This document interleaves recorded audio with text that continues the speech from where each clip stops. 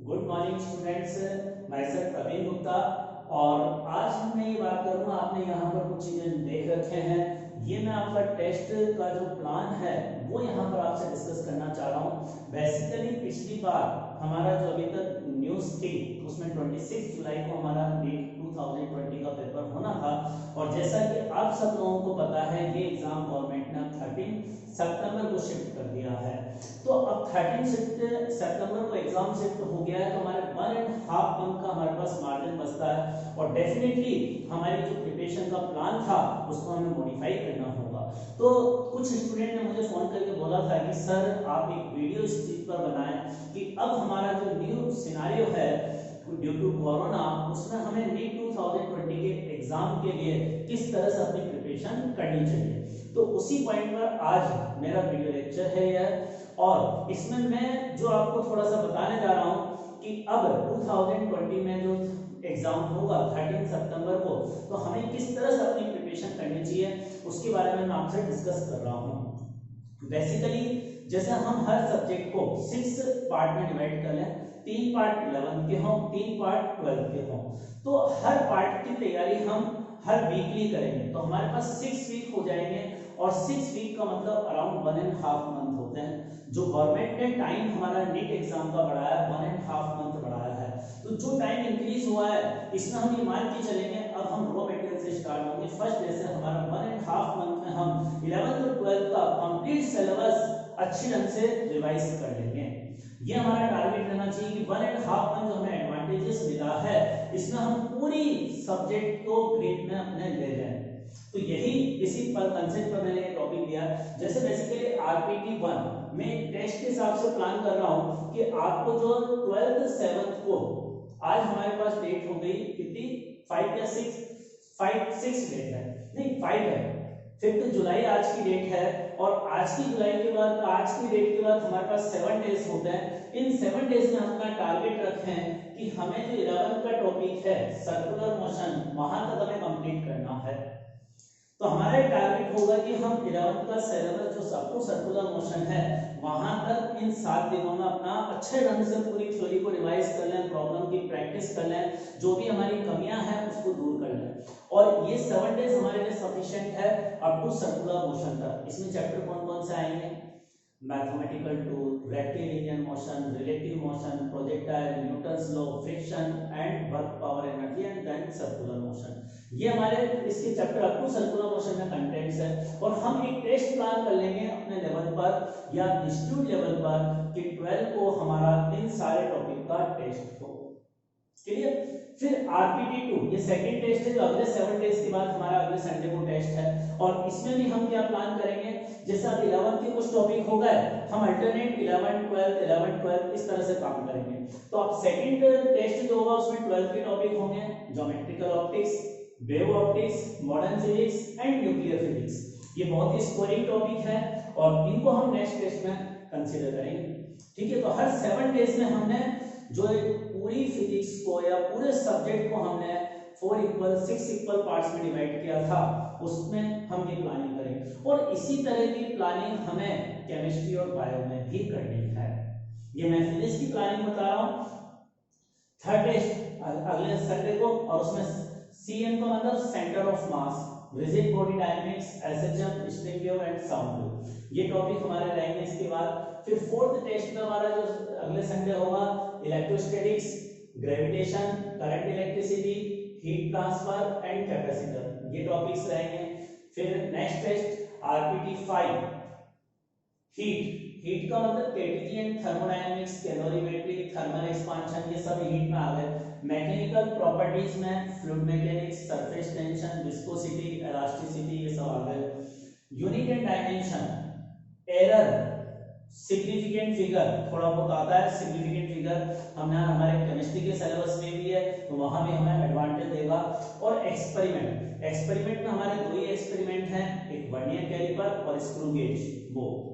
तो यह हमारी 4th 5th कैटेगरी हो गई। Then 6th category, 6th test है हमारा अगले संडे को, और उसका सिलेबस हमारा होगा एक ईएमएफ का मतलब इलेक्ट्रोमैग्नेटिक फोर्स जो होते हैं, magnetic force, magnetic effect of current, वो सब चीजें इसमें, मैग्नेटिक प्रॉपर्टीज, फेरोमैग्नेटिक वगैरह वो सब आएंगे। और then electromagnetic induction, alternating current, semiconductor, और ईएमडब्ल्यू का मतलब इलेक्ट्रोमैग्नेटिक वेव, जिसका नाम दूसरा नाम लाइट है, लाइट की प्रॉपर्टीज, ये सब हमारे इस तरह से चैप्टर्स होंगे। तो हमें जो 1.5 मंथ का एडवांटेज मिला है उसको एडवांटेज मानना है। अगर हम ये सोचेंगे हम और लेट हो गए तो ये हमारे लिए डिसएडवांटेज। ये मान के चले कि ऊपर वाले ने हमें ये टाइम दिया है कि हम अपनी प्रिपरेशन को दोबारा से रिवाइज कर सकें, और इस टाइम का एक एक सेकंड बहुत कीमती है हमारे लिए। ये टाइम हमारे लिए ज्यादा नहीं है, 1.5 मंथ क्यों निकल जाएंगे अगर हम पूरा 11-12 का रिवीजन करेंगे तो। अब देखिए 16 हो गया, इसके बाद नेक्स्ट संडे अपना पड़ता है 23 को। 23 को हम रखेंगे पूरे 11 सिलेबस का कंप्लीट पेपर। 23 को क्या रखेंगे, पूरे 11 के जो हमने 3 पार्ट किए थे ना, तीनों पार्ट को मिक्स करके एक टेस्ट रखेंगे 28 को 11 सिलेबस पर, और फिर नेक्स्ट संडे मतलब 30 अगस्त को आएगा, उसको 12 सिलेबस का पूरा रखेंगे। अब देखो 30 अगस्त होने के बाद 13 सितंबर को हमारा एग्जाम है, तो 12-13 दिन हमारे पास बचते हैं। इसमें हमें क्या करना है, हमारा पूरा रिवीजन अच्छे से हो गया, हर टॉपिक का हमने टेस्ट भी दे दिया। अब हमें क्या करना है, कंप्लीट सिलेबस वाले टेस्ट देना है। और कैसे देना है, ऐसे तो नहीं कि 7-7 दिन में देंगे, अब वीक में 2 टेस्ट देंगे। हमारे पास 13 सितंबर तक लगभग 2 वीक या थोड़े से कम वीक है, तो इनमें हम क्या करें, हर 2 या 3 दिन छोड़कर एक टेस्ट प्लान करेंगे हम, और वो कंप्लीट सिलेबस पर होगा, बिल्कुल नीट लेवल पर होगा, उससे कम नहीं उससे ज्यादा नहीं। और यही हमारी एग्जैक्ट परफॉर्मेंस शो करेगा जो हम नीट एग्जाम में लाने वाले हैं। तो इस तरह से तो हमारी प्रिपरेशन होगी, ये हमारे इस तरह से शेड्यूल होना चाहिए। अब देखो बच्चों, मैं आपको एक और चीज बताऊं कि बच्चे हम किस तरह से पढ़ाई करते हैं, उसको एनालिसिस करते हैं। जैसे सबसे पहले आपने कोई एग्जाम दिया, कोई टेस्ट दिया, जैसे मान लो आरपीटी 1 ही आपने टेस्ट दिया, टेस्ट देने के बाद 3 घंटे का टेस्ट होता है अपना, टेस्ट देने के बाद थोड़ा सा रिलैक्स हो, आधा पौन घंटा 1 घंटा जितना आता है। अब उसके बाद आपकी आती है टेस्ट को एनालिसिस करना। टेस्ट को एनालिसिस में हम क्या करते हैं, सबसे पहले तो आंसर के साथ आंसर मिलाते हैं, अपने मार्क्स जोड़ते हैं कितना है। हालांकि ये मैं कह रहा हूँ आधा पौन घंटा रेस्ट करो, लेकिन जैसे टेस्ट देते हैं बच्चे क्या करते हैं, आप लोग टेस्ट के मार्क्स सबसे पहले जोड़ते हैं, कोई दिक्कत नहीं है, मार्क्स आपने जोड़े। अब मार्क्स जोड़ने के बाद आपको एक कैटेगरी बनानी है कि इनको हम कुछ पार्ट्स में डिवाइड कर लें। किस तरह से,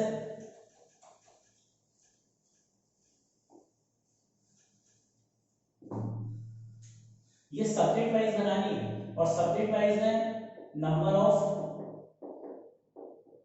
रॉन्ग क्वेश्चन नॉट अटेम्प्ट, जितने नंबर ऑफ क्वेश्चन हमने अटेम्प्ट नहीं किए हैं वो। तो एक तो नंबर ऑफ रॉन्ग क्वेश्चन, 2 ही मेजर कैटेगरी होती है हमारे, सही आंसर तो सही है ही सही।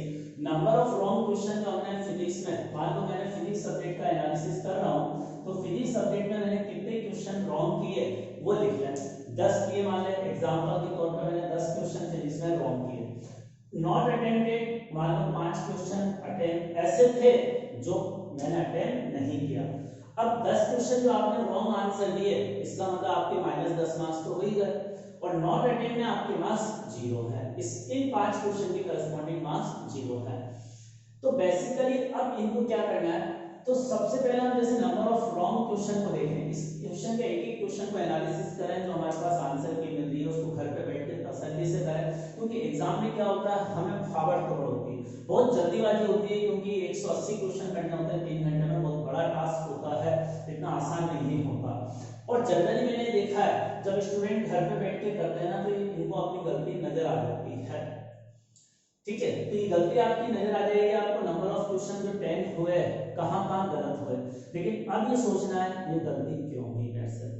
कुछ तो जल्दीबाजी में होती है, कुछ हम रॉन्ग फॉर्मूला लगा लेते हैं या क्वेश्चन को ठीक से नहीं पढ़ते। तो अभी मैंने कहा आपको कि फिजिक्स में जो क्वेश्चन आते हैं एग्जाम में, कोई कंसेप्चुअल बहुत आसान से क्वेश्चन आते हैं, हमें फॉर्मूले याद हो, फॉर्मूले में ठीक से वैल्यू रखो।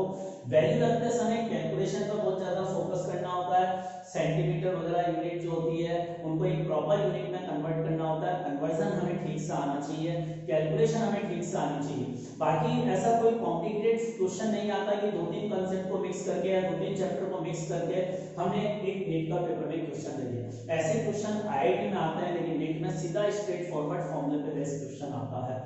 तो हमें उस क्वेश्चन को समझना है, वाकई इस क्वेश्चन में कौन सा फॉर्मूला लगेगा, ये एनालिसिस करना है हमें, उसके बाद उसको अटेम्प्ट करना है। तो थोड़ा सा क्वेश्चन रीड करते समय उस क्वेश्चन में जो लैंग्वेज है उसको ठीक से पढ़ना है, ठीक है, क्योंकि कई बार क्या होता है इसमें रिपीटिशन आते हैं क्वेश्चन, पूरा प्रीवियस ईयर के क्वेश्चन, आईआईटी मेंस के क्वेश्चन ज्यादातर वो से उठा के दे देते हैं। अब अगर उस क्वेश्चन में थोड़ी सी भी लिटिल बिट चेंज कर दिया ना, आपके दिमाग में वो इमेज होती है जो आपने क्वेश्चन करा होता है, और उसी इमेज के आधार पर चल रहे होते हैं और वहां गलत कर देते हैं। तो मेरी एडवाइस है क्वेश्चन ठीक से पढ़ें, ठीक है। तो ये हमारा रॉन्ग क्वेश्चन क्यों है, इसको एनालिसिस करें, क्या हमें फॉर्मूले में कोई मिस्टेक है, किस तरह से हमारी प्रॉब्लम हुई है, उसको अच्छी तरह से एनालिसिस करें और उसको दूर करें। उसके बाद सेकंड है not attempted question. Not attempted question का मतलब यह है या तो कोई बहुत डिफिकल्ट क्वेश्चन आ गया जो हमने उस लेवल का क्वेश्चन पढ़ा ही नहीं था, या कोई एकदम नया कंसेप्ट आ गया जो हमें क्लास में नहीं पढ़ाया था, या फिर ऐसा होता है क्वेश्चन तो पढ़ाया था, देखा हुआ है, लेकिन मैं उससे रिलेटेड फॉर्मूला भूल गया, या मैंने कैलकुलेशन की और मेरे पास जो आंसर आया वो चारों ऑप्शन में ही अवेलेबल नहीं है, इस कारण से हम क्वेश्चन छोड़ते हैं। तो इन 5 क्वेश्चंस को भी नॉट अटेम्प्टेड क्वेश्चन को ठीक से समझना है। कोई कंसेप्ट अगर मिस हो रहा है हमारा, तो अगर आपको ऐसा लगता है कि इसमें ऐसा कोई कंसेप्ट आ रहा है जो मुझे अभी तक कहीं पढ़ाया नहीं गया, तो अपने सर से बात करें, सर से पूछें कि सर मुझे क्या ये कंसेप्ट पढ़ना चाहिए, क्या ये नीट के लिए एग्जाम में आने वाला है, या मैं जिस इंस्टीट्यूट का पेपर ये दे रहा हूँ उस इंस्टीट्यूट ने जबरदस्ती क्वेश्चन को कॉम्प्लिकेटेड पेपर को कॉम्प्लिकेटेड बनाने के लिए ये क्वेश्चन डाल दिया है, क्या इस कंसेप्ट को नीट के लिए पढ़ने की रिक्वायरमेंट है नीट के लिए या नहीं, इस चीज को एनालिसिस करें। ये सारा एनालिसिस करने के बाद आपका पेपर का एनालिसिस हो गया, आपको ये समझ में आ गया मेरी मिस्टेक कहां पर है। तो मेरी एडवाइस ये है, जब आप इसको एग्जाम को, जैसे आपको 12th को दे रहे हैं, 12th का एग्जाम दे रहे हैं ये वाला, तो मेरी एडवाइस ये है कि इस दिन जब आप एग्जाम दें, आपने सारा एनालिसिस कर लिया, आप में जो जो कमियां हैं वो सारी इस दिन पढ़कर दूर करें। ऐसा नहीं कि एग्जाम देने के बाद खत्म, अब अगले चैप्टर पर अगले टॉपिक्स पर चलते हैं, नहीं, पहले ये जो आपने एग्जाम दिया है इसमें जितने भी टॉपिक थे, जैसे फिजिक्स में आपको सर्कुलर मोशन थे, और सर्कुलर मोशन में हमने रिवीजन किया था, 7 दिन दिया था, टेस्ट पढ़ा, टेस्ट देने के बाद हमें लगता है कि नहीं मेरे में अभी एक जगह कमजोरी है इन टॉपिक्स में, तो सबसे पहले अगले टेस्ट की प्रिपरेशन करने के पहले इन सारे चैप्टर्स को एक बार जो जहां जहां हमें प्रॉब्लम है, हमें डाउट, हमारी प्रॉब्लम समझ में आ गई, हमारी वीकनेस समझ में आ गई, सबसे पहले उन वीकनेस को दूर करो।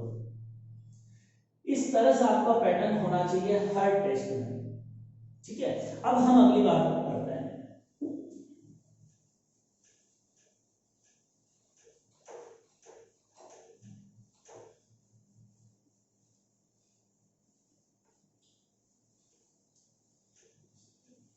अब देखो नेक्स्ट बात है, हमें पढ़ाई का शेड्यूल डेली का कैसे बनाना चाहिए, क्या हम किस समय में पढ़ना चाहिए, किस समय हमें सोना चाहिए, उन चीजों पर हम बात करेंगे। हर स्टूडेंट का अपना एक पैटर्न होता है, लेकिन वो एक पैटर्न अगर थोड़ा सा फिक्स होता है ना, तो हमारे रेगुलर लाइफ में कोई प्रॉब्लम नहीं आती। अभी देखो कोरोना इफेक्ट चल रहा है, और कोरोना कभी भी हम पर मुझ पर हावी हो सकता है, तो हमें एक रेजिस्टेंस पावर भी डेवलप करना जरूरी है। हम 1 साल से या 2 साल से नीट एग्जाम की प्रिपरेशन कर रहे हैं, लेकिन अगर कोरोना से इफेक्ट हो जाता है, हमारी पढ़ाई डिस्टर्ब हो जाती है, तो हमारी 1-2 साल की मेहनत बेकार हो जाती है। तो हमें इस चीज को भी ध्यान में रखना है कि मैं पढ़ाई भी करूंगा, लेकिन कोरोना से लड़ूंगा भी सही, कोरोना का सामने करने के लिए अपने अंदर एक रेजिस्टेंस पावर जनरेट करूंगा, जो बहुत जरूरी है। तो इन सारी चीजों का ध्यान रखते हुए आज के सिनारियो में हमें इन सब चीजों से लड़ना है, एग्जाम से भी लड़ना होगा, कोरोना से भी लड़ना होगा, और किसी तीसरी बीमारी से भी हमें लड़ना होगा। हमें हर फ्रंट पर अपने आप को खड़े रखने लायक बनाना है। तो वह किस तरह से बनाए, उन चीजों को मैं यहाँ पर डिस्कस कर रहा हूँ, क्लियर।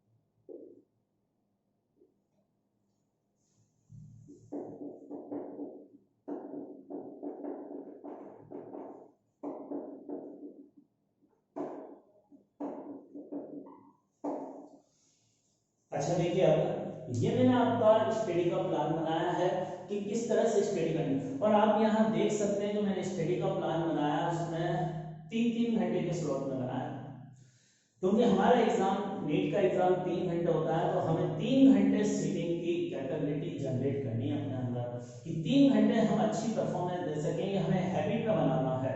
तो हर बार जब भी पढ़ने बैठे 3 घंटे के स्लॉट में पढ़ने बैठे, जैसे मॉर्निंग में मेरी एडवाइस है 6 बजे आप उठें और उठते ही पढ़ने बैठ जाए।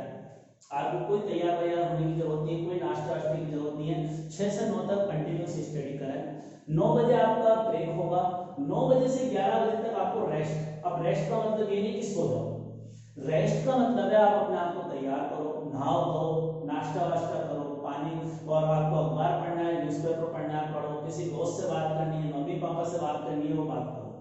लेकिन ये सारा काम अपना इस 9 to 11 आवर्स के बीच में होना चाहिए, और 6 to 9 के बीच में जब आप पढ़ेंगे, स्टडी आवर्स का मतलब 100% स्टडी है। मान के चलना इस टाइम में डेली मेरा टेस्ट हो रहा है, नीट का एक्चुअल एग्जाम है, और नीट के एग्जाम में आप पानी पीने भी नहीं उठते हो ना, क्योंकि पानी पीने जाने के लिए आपको 2-4 मिनट खर्च होते हैं। तो उस चीज का ध्यान रखना है कि बिल्कुल परफेक्ट स्टडी का टाइम है, इसमें नहीं उठना, कोई फोन कॉल नहीं उठाना, फोन को स्विच ऑफ मोड में रखना है या वाइब्रेट मोड में रखना है, और बहुत ज्यादा अपने से दूर रखना है ताकि हमारा कोई कंसंट्रेशन डिस्टर्ब नहीं हो।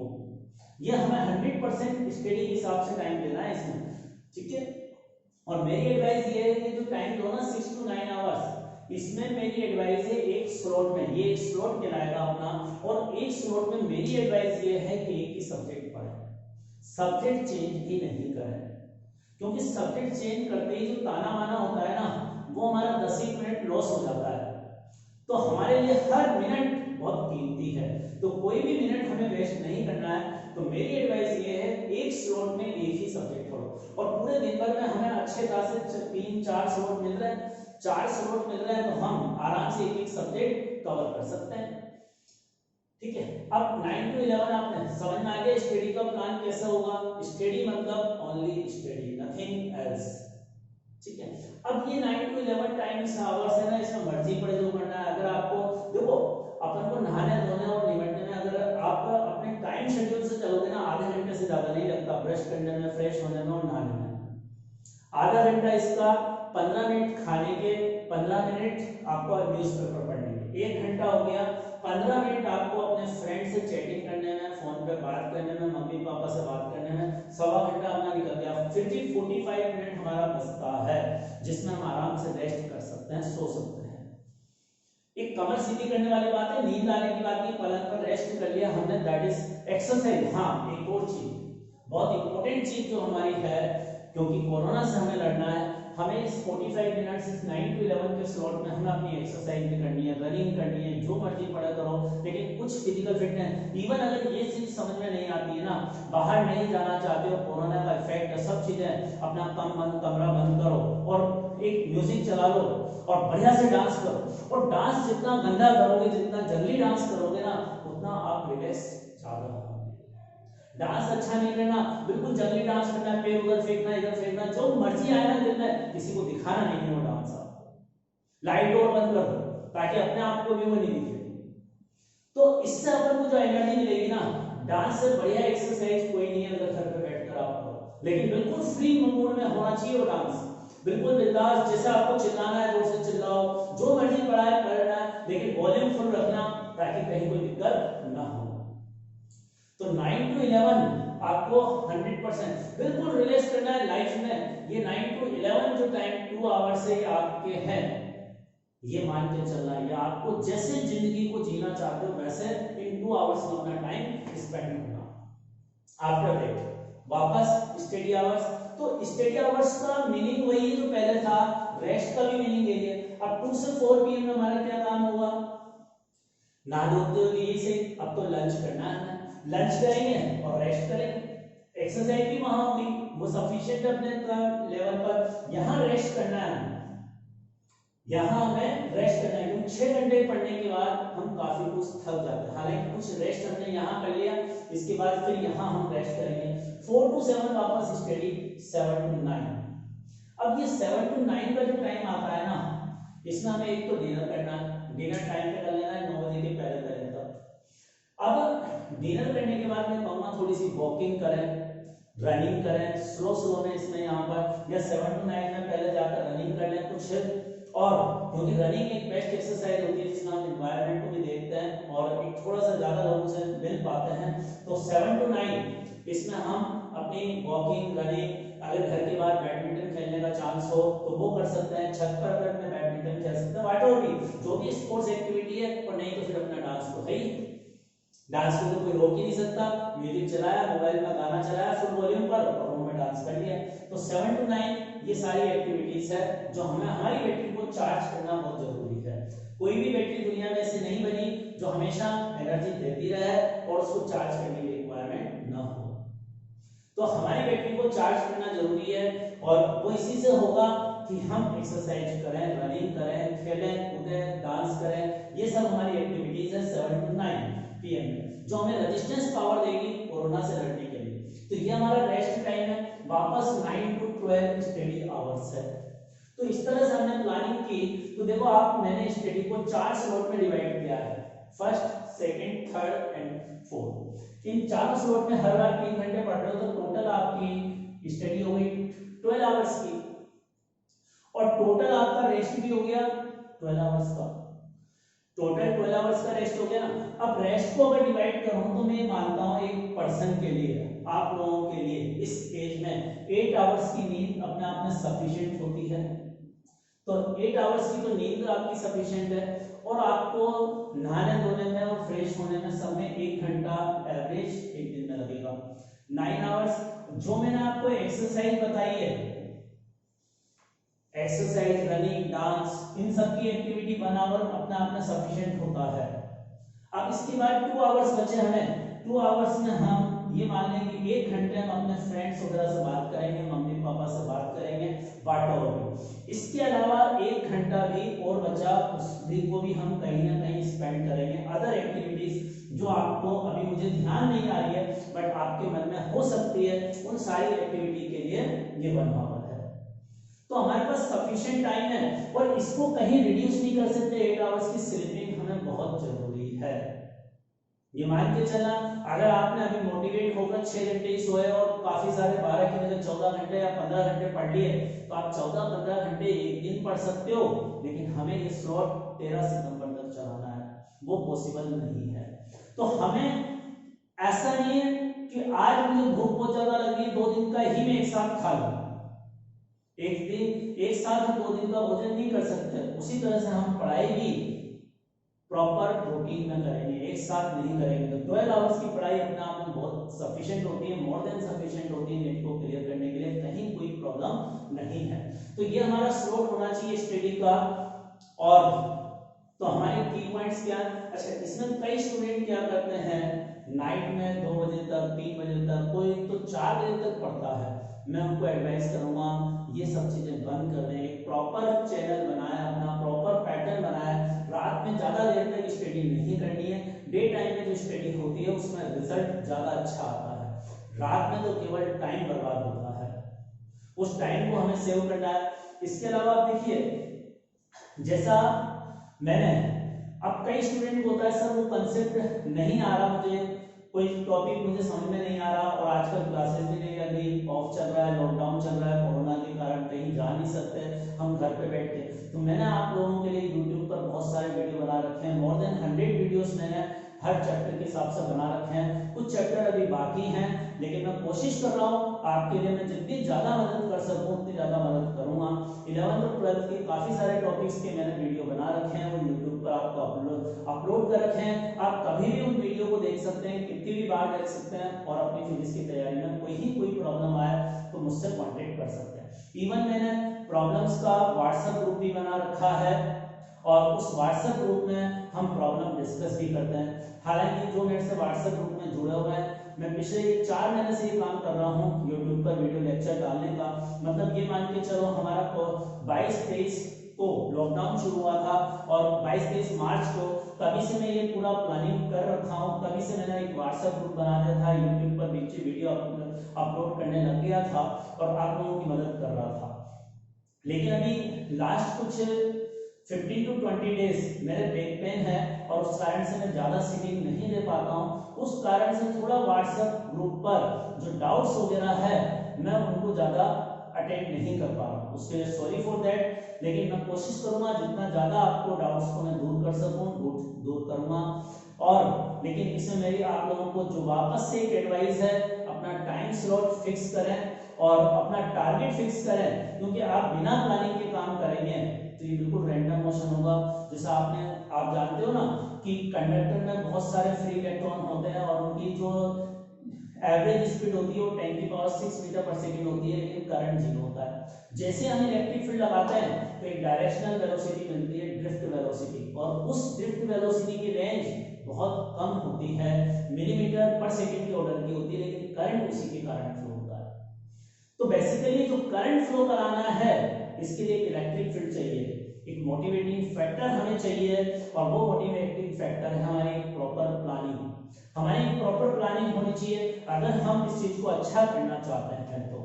और प्रॉपर प्लानिंग जैसा मैंने आपको बताया, थोड़ा बहुत इसमें आप अपनी रिक्वायरमेंट के अकॉर्डिंग, अपना सोच के अकॉर्डिंग चेंज कर सकते हो, लेकिन कुछ भी प्लानिंग करें उसको पेपर पे जरूर लिखें, क्योंकि हवा में लिखते हैं, क्लाउड में लिखते हैं, तो वो फिर क्लाउड में तो खूब सारी चीजें पढ़ी है, वहां सब सर्च करने में दिक्कत आती है। तो ये सारी प्रॉब्लम्स जो अपना प्लानिंग है एक पेपर पे लिखें, पेपर को अपने कमरे की दीवार पे चिपका दें, और इस तरह से आप काम करें।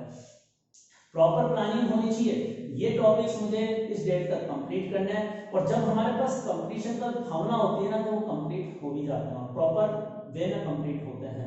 तो ये सब चीजें हैं, अपनी प्लानिंग करनी है प्रॉपर, उसके अकॉर्डिंग काम करना है। रात में ज्यादा देर तक पढ़ना नहीं है, हमें दिन को बहुत अच्छी तरह से यूटिलाइज करना है, अपनी सेहत का ध्यान रखना है। हेल्थ सबसे पहले है, हेल्थ इज वेल्थ, इस चीज को ध्यान रखना है, हेल्थ इज वेल्थ।